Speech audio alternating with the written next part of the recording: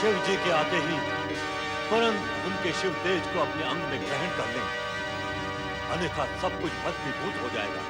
जो आज्ञा ब्रह्मदेव।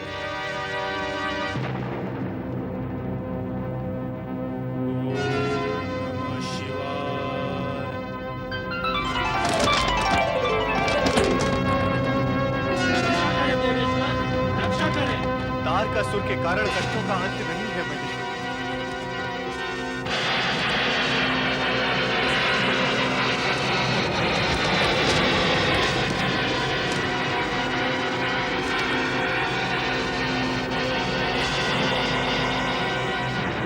धैर्यहीन, धर्महीन और बुद्धिहीन देवगण, तुमने असमय यहाँ आकर शिव और शिवा के महामिलन में बाधा डाली है।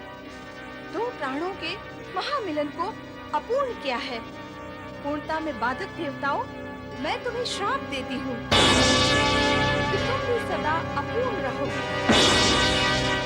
तुम सदा सदा के लिए निसंतान रहोगे। तुम्हारी पत्नियां कभी भी माता होने का सौभाग्य प्राप्त नहीं कर सकेंगी। क्षमा करें माँ, हम पर दया करें माता पार्वती, हम पर दया करें। दया करें माँ, दया करें, हमें क्षमा करें माँ, क्षमा करें, दया करें माँ, दया करें।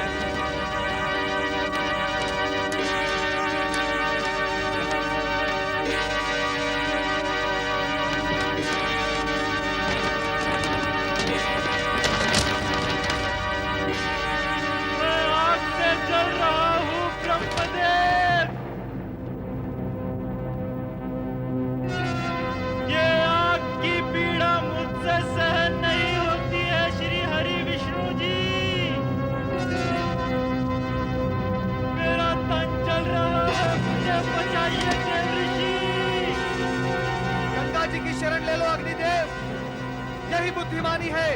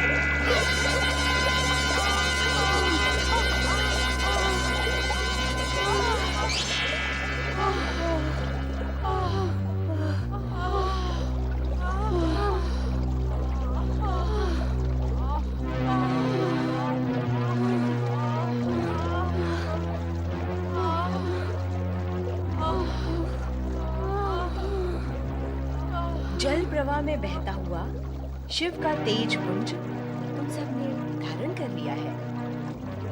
अब इस पीड़ा और संकट का निवारण केवल शिव आराधना ही है। आओ तट पर बैठकर पंचाक्षरी मंत्र का जाप करें। शिव सदा मंगल ही करें।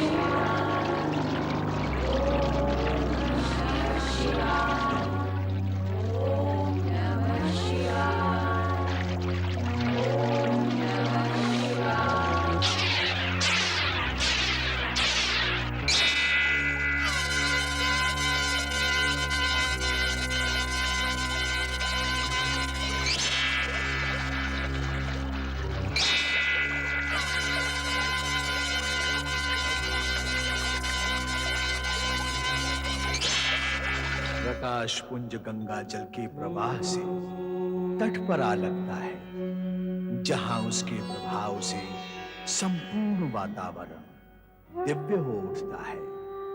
वेग से चलते पवन के चंचल स्पर्श से पत्ते लयबद्ध ध्वनि करने लगते हैं। तट पर ऋषि विश्वामित्र शिष्यों सहित यज्ञ कर रहे हैं कि अकस्मात शिशु के रुदन की गूंज उन्हें सुनाई देती है।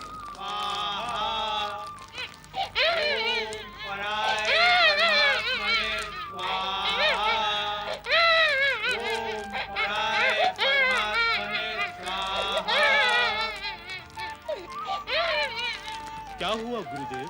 आप खड़े क्यों हो गए गुरुदेव? शिशु का रोदन सुन रहे हो? किसी नवजात शिशु का रुदन है गुरुदेव। ये शिवपुत्र है। शिवपुत्र? असुरों का नाश करने वाला शिवपुत्र। उसके दर्शन का पुण्य लाभ करना होगा। मुझे इसी घड़ी की प्रतीक्षा थी शिवपुत्र, इसी घड़ी की प्रतीक्षा।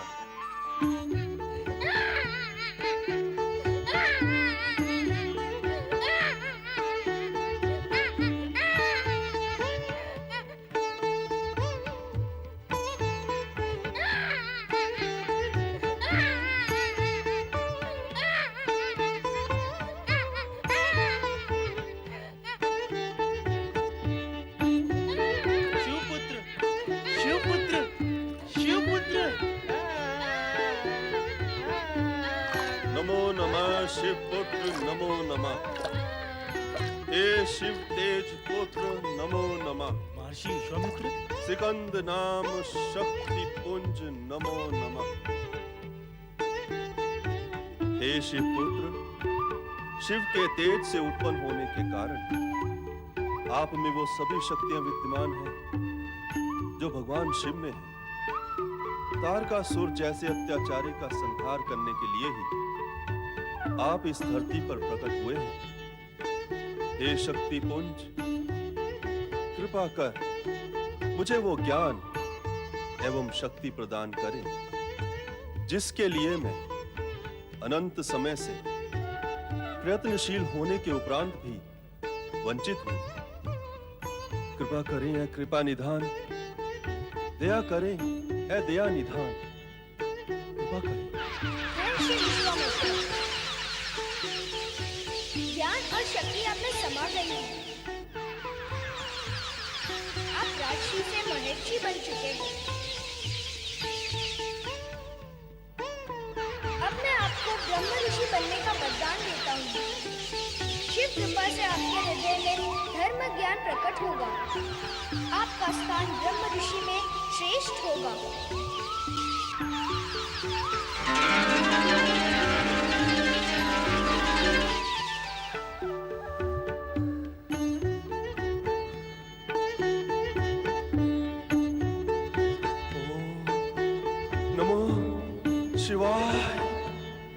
हे विश्वामित्र, तुम्हें पूर्ण ब्रह्म ज्ञान हो गया है। अब तुम ब्रह्म ज्ञानी हो गए हो।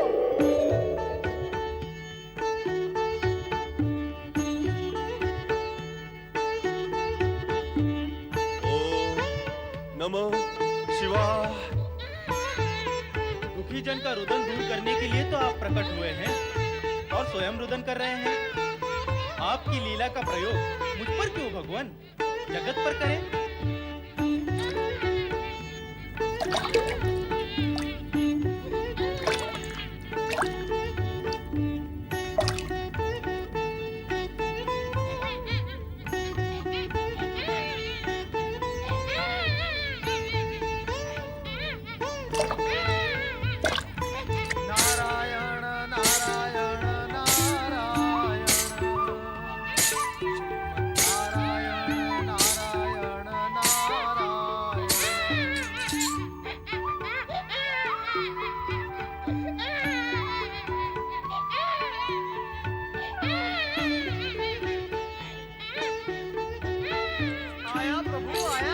नारद,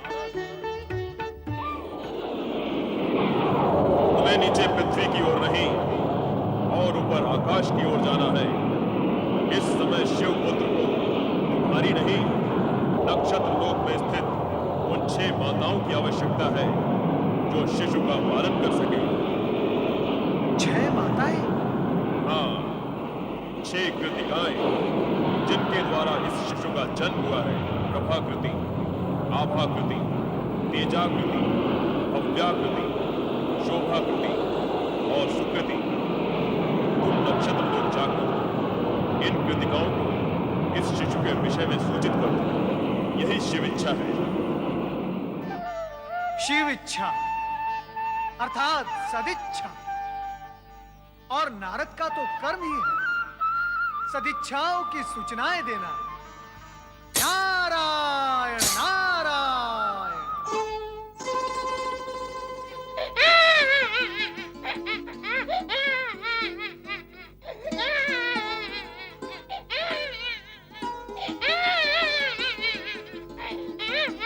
कैसे कौन शिशु रो रहा है?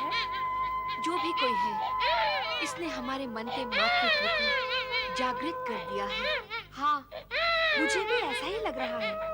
लग तो ऐसा ही रहा है जैसे कि अपना ही शिशु रो रहा है। जब हम सभी को ऐसा लग रहा है तो हमें तुरंत शिशु की खोज करनी चाहिए। भव्याकृति कुछ दिखाई दिया? नहीं, तेजाकृति, प्रभाकृति, शोभाकृति और आभाकृति किसी को भी कुछ दिखाई नहीं दे रहा। नारायण नारायण। देवऋषि, आप और यहाँ आप तो तीनों लोकों में भ्रमण करते हैं, आज नक्षत्र लोक में आना कैसे हुआ?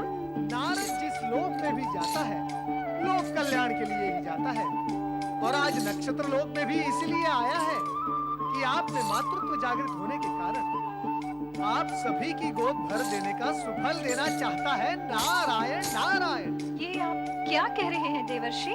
मैं नहीं, उस शिशु का रुदन कह रहा है जो आपके मातृत्व के अभाव में व्याकुल है। अर्थात जिस शिशु का रुदन सुनकर हमारा मातृत्व जागृत हुआ है, आप सभी उसकी माताएं हैं। मातृ प्रेम अकारण तो उत्पन्न नहीं होता। आप सभी ने पिछले जन्म में दिव्य पुत्र की माताएं बनने का वरदान प्राप्त किया था। वो वरदान अब फलित हुआ है और यही शिशु आपकी मातृ भावनाओं की पूर्ति करेगा। इसीलिए सखन वन के जल में रुदन द्वारा वो आप सभी को पुकार रहा है। परम पिता ब्रह्मा जी के वरदान अनुसार महाबली तारकासुर का वध इसी शिशु द्वारा होगा। दुष्ट तारकासुर की कुदृष्टि इस पर ना पड़े, इसीलिए कुमार अवस्था प्राप्त होने तक इसका लालन पालन यहाँ नक्षत्र लोक में आप सभी के द्वारा होगा। अर्थात हम सब उसकी माता हैं और वो हमारा पुत्र है। सत्य कहा आपने। ये पुत्र ऐसे सुख प्रदान करेगा अपनी माताओं को कि जन्म जन्मांतर तक उस सुख का स्मरण करके तुम सुखी होती ही रहो। देवर्षि, इतने समय से आप चर्चा ही कर रहे हैं। आपकी ये लंबी चौड़ी चर्चा माताओं और पुत्र के बीच अवरोध बनी हुई है, तो अब विलंब क्यों? आओ चले, शीघ्र चले।